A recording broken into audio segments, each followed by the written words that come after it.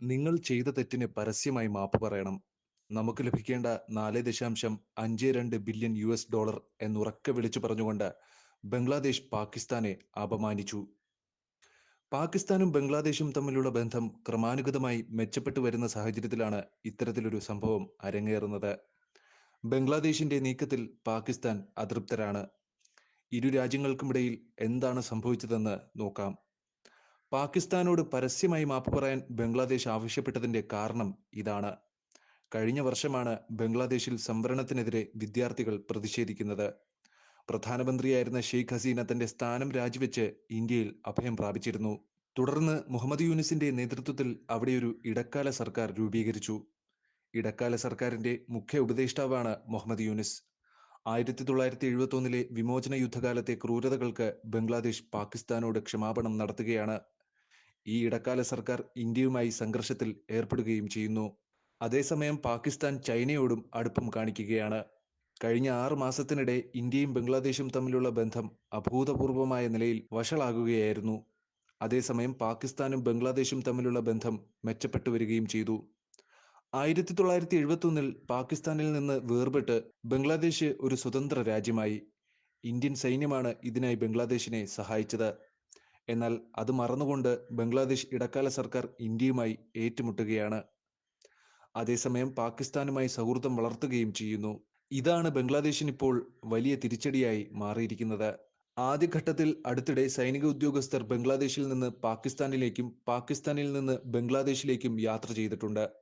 ബംഗ്ലാദേശ് സ്വാതന്ത്ര്യം നേടിയതിനു ശേഷമുള്ള 54 വർഷത്തിനിടെ മുഹമ്മദ് യൂനിസിന്റെ നേതൃത്വത്തിലുള്ള ഇടക്കാല സർക്കാരിന്റെ കാലത്താണ് ഇത് ആദ്യമായി സംഭവിച്ചത്.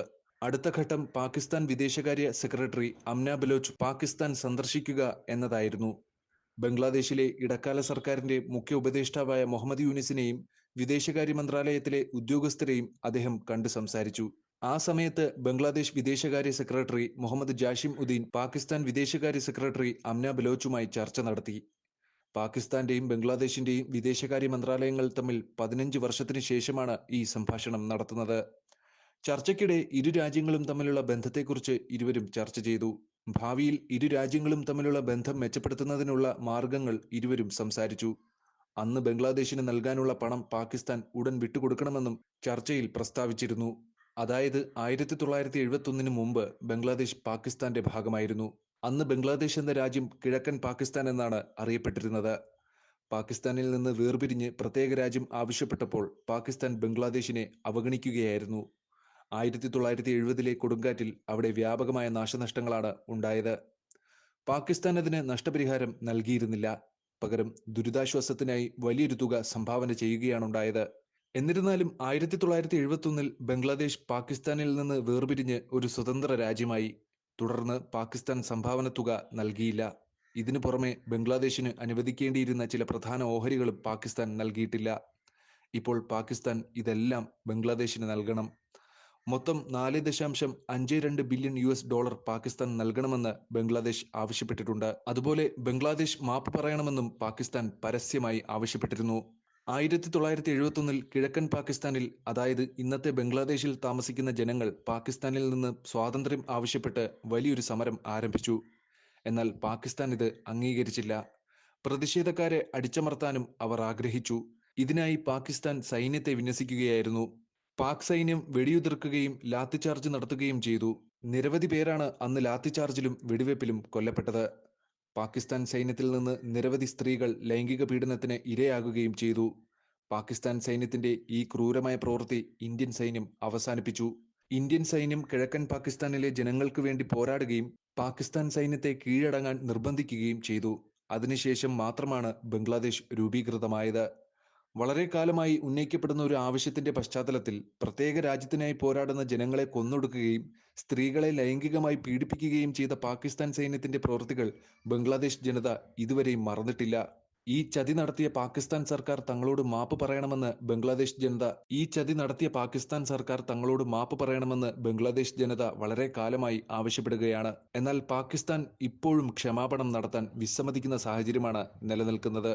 തൽഫലമായി പാകിസ്ഥാനും ബംഗ്ലാദേശും തമ്മിലുള്ള ബന്ധം വഷളായിട്ടാണ് ഉണ്ടായിരുന്നത്.